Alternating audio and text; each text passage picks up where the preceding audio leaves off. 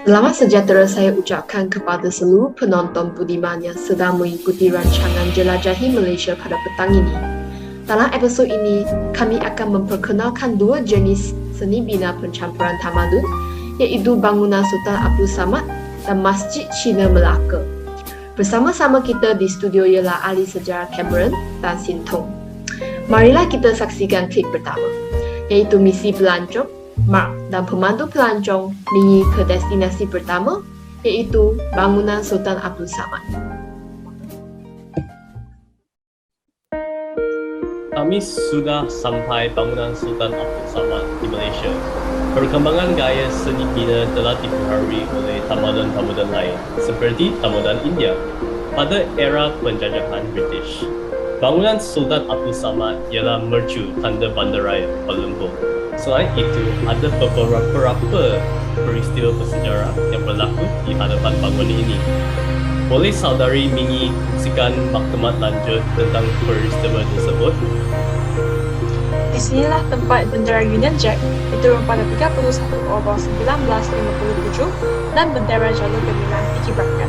Bangunan ini telah diwatari sebagai warisan kebangsaan dalam kategori tapak warisan pada tahun 2007. Begitu rupanya. Namun, apakah tujuan pembinaan bangunan ini? Hanya sekali. Pada mulanya, bangunan Sultan Abdul Samad bertujuan sebagai bangunan pentadbiran berpusat dan telah bertugas menjadi mahkamah keagung. Gaya seni bina Indo-Saracenic telah membolehkan penggunaan bahan-bahan seni bina seperti batu bata merah. Malahan, bangunan-bangunan yang dibina oleh pihak British bukan sahaja untuk menegaskan kuasa British, bahkan juga meminta peruntuhan dan kerjasama daripada warga tanah Melayu.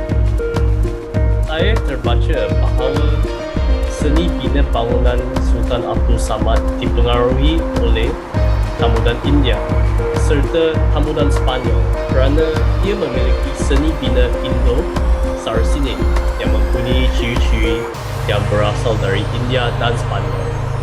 Seni bina Indo-Saracenic adalah seni bina revivalist yang kebanyakannya digunakan oleh arkitek Inggeris pada abad ke-19. Apabila British menjajah India, bagaimanakah seni bina Indo-Saracenic diaplikasikan? Seni bina ini menarik unsur gaya dan hiasan dari seni bina Indo-Islam dan Islam Sepanyol. Seni bina Indo-Saracenic yang dibawa ke tanah Melayu disebabkan oleh penjajahan British di tanah Melayu. Seni bina Indo-Saracenic hanya dilaksanakan pada bangunan berskala besar seperti stesen kereta api, muzium dan bangunan politik kerana kos yang terlibat dalam pembinaan bangunan sangat tinggi. Ia termasuk semua penyesuaian, hiasan dan hiasan kecil yang ada. Bangunan ini sangat bermakna. Saya juga terlihat bahawa bangunan ini membawa ciri-ciri seni bina yang amat signifikan. Bolehkah saudara Mingi memberikan penjelasan secara lanjut? Gaya seni bina Indo-Saracenic termasuk banyak ciri-ciri yang dipengaruhi oleh tamadun Indo-Islam ialah kubah bawang, cajar, lengkungan runcing, catri, puncak dan menara. Manakala yang dipengaruhi oleh tamadun Islam Sepanyol ialah lengkungan tapak kuda dan fasad dengan penggunaan warna kontras iaitu warna merah dan putih. Syabas kumpulan Mingi dapat. Sekarang, saya ingin menjemputkan Cameron dan Sintong untuk memberi sepatah dua kata. Terima kasih Syife. Bangunan Sultan Abdul Samad mempunyai menara jam yang menunjukkan simbol negara kita yang demokrasi, Islamik dan kestabilan ekonomi. Lengkungan seperti lengkungan runcing, tapak kuda dan orji juga dibina untuk membenarkan pengudaraan udara. Tambahan pula, syatri adalah sebuah hiasan yang dibina pada kubah bawah bangunan. Cajar ialah sebuah atap yang terlalu banyak dan sering disokong oleh tanda kurung yang jelas. Bangunan tersebut mempunyai 3 kubah bawang yang disalut oleh tembaga. Kubah bawang tengah diletakkan di atas menara jam dan diapit oleh 2 kubah bawang yang lebih kecil.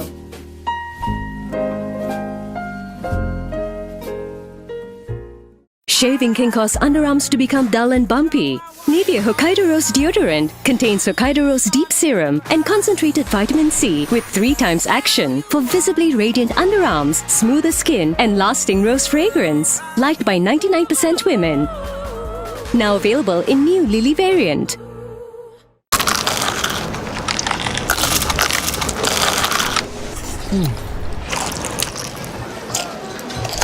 Ayam goreng McD.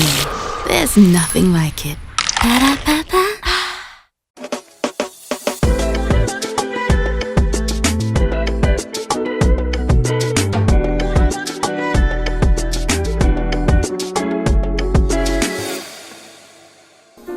Terima kasih Cameron dan Sintong.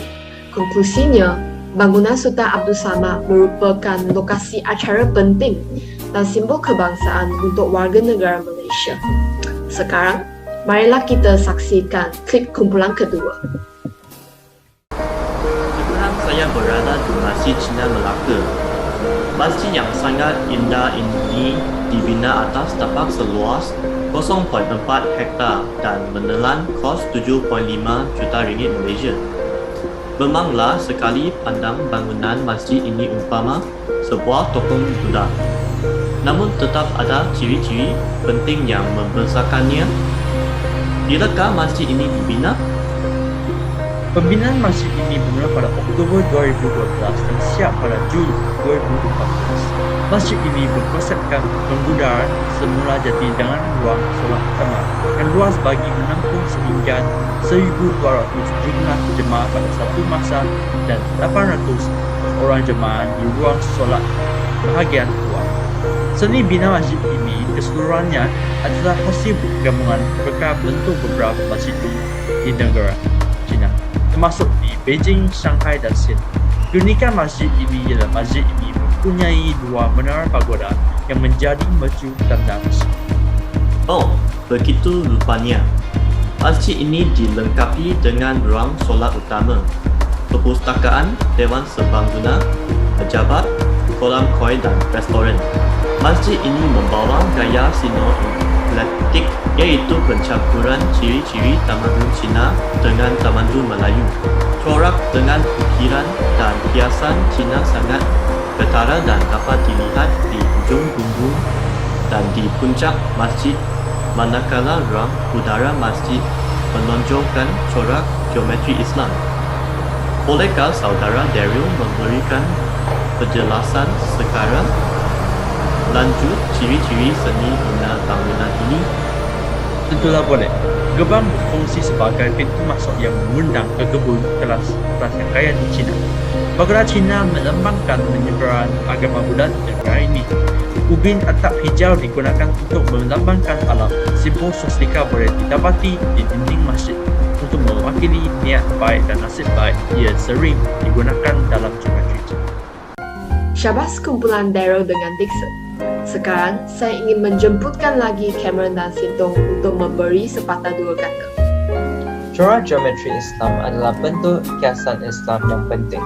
Ragam bentuk geometri dalam seni Islam sering dibuat berdasarkan kombinasi kotak dan bulatan berulang yang mungkin bersilih dan saling berkait, seperti Arabics.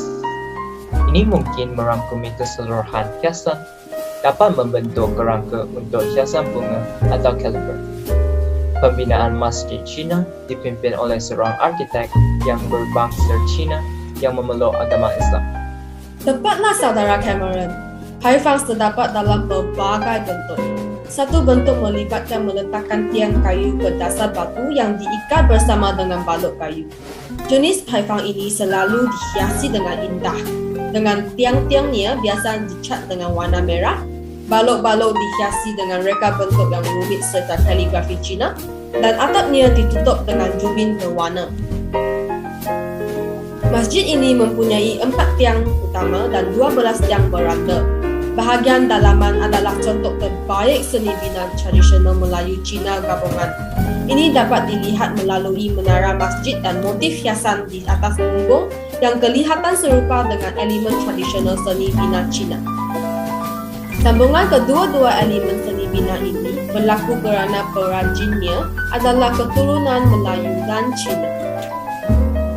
Terima kasih Cameron dan Sintong. Kesimpulannya, Masjid Cina Melaka telah membawa maksud kepada masyarakat Malaysia yang menerima budaya pelbagai kaum sertai agama dan juga melambangkan hubungan antara masyarakat berbilang kaum yang harmoni di tanah air kita.